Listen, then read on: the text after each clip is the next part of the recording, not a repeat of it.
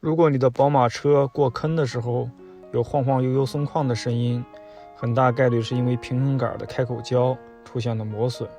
首先我们买2个 Fairy 的平衡杆开口胶，然后把汽车的前底盘护板给卸下。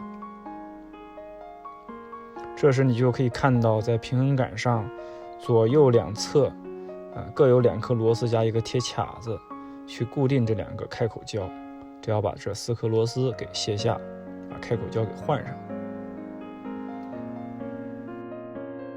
因为这4颗螺丝比较长比较紧，那需要用风炮才能把它卸下来，用手拧力是拧不动的。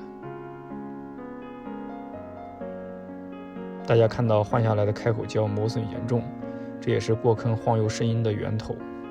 用铁箍把开口胶给重新别上去，然后重新把螺丝给拧紧。好了，完美过坑，一点声音都没有了。